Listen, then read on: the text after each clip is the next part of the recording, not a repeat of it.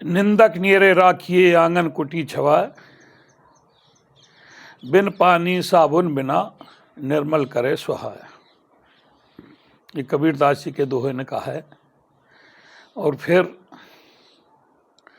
हमारे हिंदुस्तान में हिंदुस्तानी की आदतों में समार है। कोई भी आंदोलन हो उसमें कहीं ना कहीं निंदक जरूर रहते हैं। यहाँ तक कि जिससे आंदोलन होता है उससे जा करके कमजोरी कहने का भी और उसका साथ देने का भी काम करते हैं। जब हमारे पूर्वज अंग्रेज़ों से आंदोलन कर रहे थे तो उस समय वो हिंदुस्तानी ही थे जो अपने हिंदुस्तानियों पर, जो क्रांतिकारियों पर गोली बरसाते थे, कोड़े बरसाते थे। वो अंग्रेज अपने यहाँ से नहीं लाए थे। वो भी हिंदुस्तानी थे जो अंग्रेज़ों की चाटुकारिता करते थे और मुखबरी करते थे, चंद लालच में मुखबरी करते थे। आज भी 8 महीने पूरे हो गए, 9वां महीना चल रहा है। प्राधिकरण ने किसी भी मांग को सही ढंग से हल करने का निर्णय नहीं लिया है। सिर्फ एक उम्मीद है कि यमुना एक्सप्रेस वे का अतिरिक्त मुआवजा बट जाए। ना तो अतिरिक्त यमुना हाईवे के आवासीय प्लॉट देने का मन बनाया है और ना ही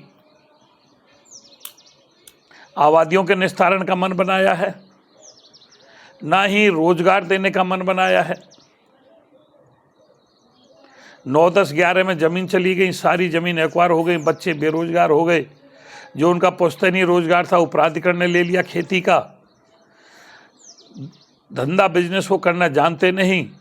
अब लगा लो 9, 10, 11 से आज 26 हो गई। कब तक बैठे बैठे मुआवजे को खाते रहेंगे? क्या हालत है उन परिवारों की जिनको रोजगार भी नहीं मिला, जिन परिवारों को रोजगार भी नहीं मिला और उनकी ज़मीन चली गई, वो कैसे करेंगे? यही पोजीशन एयरपोर्ट के किसानों की है। और जो विस्थापित गांव हैं उनकी जो ज़मीन फलेदा पे और मॉडलपुर पे ली जा रही है, वो जो अवार्ड उनका किया जा रहा है, उनका अवार्ड और कम रेट से हुआ है। एयरपोर्ट के मुआवजे का ब्याज अधिक है और इनका ब्याज कम है। और कल परसों जो नई ज़मीन अधिग्रहण करेंगे 4300 के रेट से, तो उनको तो बिल्कुल 4300 या 50 रुपये ब्याज के मिल जाएंगे। उनको और घाटे में मिले, मतलब जितना लेट होता चला जाएगा और कम पैसा मिलता चला जाएगा।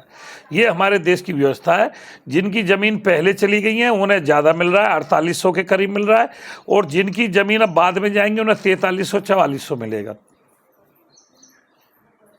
और निंदक जो है वो ये कह रहे हैं, कुछ तो ये कह रहे हैं जी पूर्व सीओ अरुण बीड़ जी ने धरना रखवा रखा है, और कुछ और नया ही गुफा निकाल दिया कि अरुण बीड़ जी को वापस लाने के लिए आंदोलन चल रहा है। अरे कर्म के हीने हो, कर्म फूटे हो। जो व्यक्ति 4 साल अपनी नौकरी से ऊपर एक्सटेंशन पर नौकरी करके चला गया और रिटायर होकर के घर बैठ गया, कौन सी शक्ति ऐसी है जो उसको दोबारा प्राधिकरण में ले आएगी?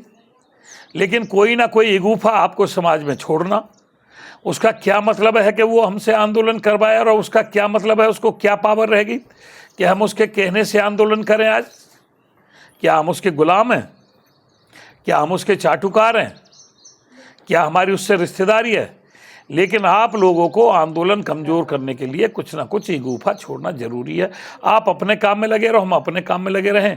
आप अपने काम में कोई भी आंदोलन की बुराई करने में कसर मत छोड़ना। निंदक नियरे राखे आंगन कुटी छवाए, और बिन पानी साबुन बिना निर्मल करे सुहाए। धन्यवाद। जय हिंद, जय भारत, जय भारत। सब लोग।